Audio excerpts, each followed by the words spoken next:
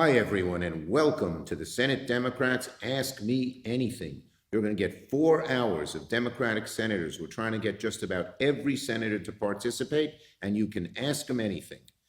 And we are here to show what's going on with this horrible bill. Trump calls it a big, beautiful bill. Let me tell you, it is ugly. And the closer you get, the uglier it looks. It is so nasty. It is so cruel. It is so mean. It's the largest cut in healthcare that we have ever seen. It cuts Medicaid back dramatically. It cuts ACA back dramatically. It makes private insurance such that even if you don't have Medicaid or Medicare or ACA, your rates are going to go way up. It's going to cause so many hospitals to lay off hundreds of thousands of people, hardworking people who need the jobs. If you're in a rural area, the likelihood is your hospital will shut down. Now, Donald Trump is being just a fucking liar about this. He says it won't cut anyone's benefits. That's a lie. He said it won't close any hospitals. He said that's a lie. He said that it's just going after fraud and abuse. Bull. Ask somebody who is losing their health care why they're part of fraud and abuse. Ask the senior citizen who can't pay for their prescription drugs why that's part of fraud and abuse on their part. It isn't.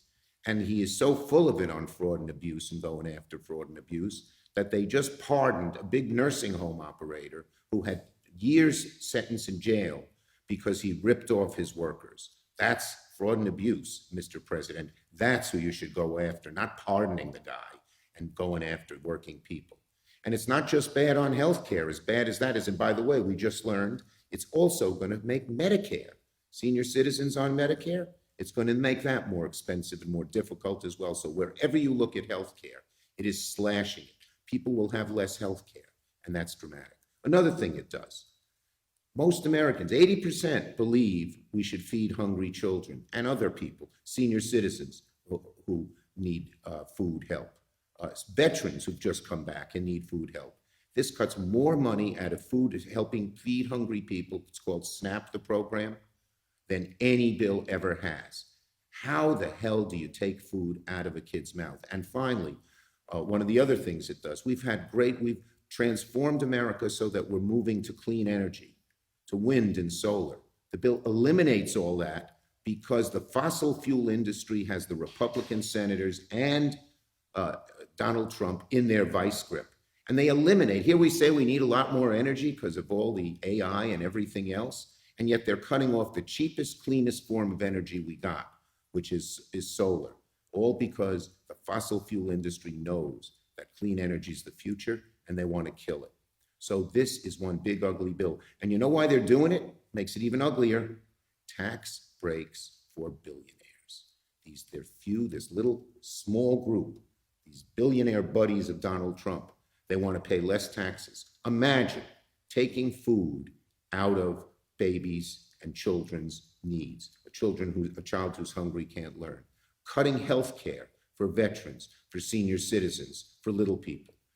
It's just terrible, terrible, terrible for the taxpayers. So what we call this bill, it's a betrayal. Everything Donald Trump said in the campaign, he's betraying the working families of America just to help the billionaires.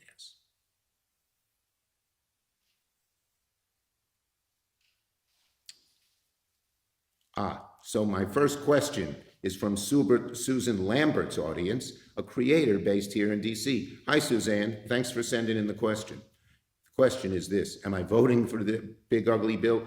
NFW, as they say in Brooklyn, no fucking way. I am not voting for this bill. I wouldn't. It's one of the worst bills I have ever seen. And what are Democrats doing to stop this bill? We are pulling out all the stops. We are using every tool in the toolbox to try and stop this bill. We are obviously telling our Republican colleagues how bad it is, but that's not going to do it. Here's what's going to do it. Abe Lincoln, he said, public sentiment is everything. So we are all over the place in Republican states, in Republican districts, letting the public know how bad this is. Of the 7 Republican congressional districts in my state, where Republicans are in charge, I've been in all 6 talking about how bad the Medicaid cuts are, talking about how their hospitals will close, talking about how the average citizen is going to pay $500 to $1,000 more on their energy bill, on their heating bills, because of what Trump has done. We had a great rally on Thursday about what they're doing on clean energy. And the labor union guys all showed up, carpenters and laborers and pipe fitters and everybody else, because this bill is going to throw them out of work. We estimate that millions of people are going to lose their jobs. And we're letting people know, you work in a hospital, you might lose your job. You work for a new clean energy company, you might lose your job. And we're letting people know how bad this is for them. You're not going to get the kind of food help that you need to feed kids. And that's going to hurt our farmers. I see Senator Klobuchar walked in. She's one of our experts on farmers, coming from what she calls Minnesota. And so we're fighting every step of the way.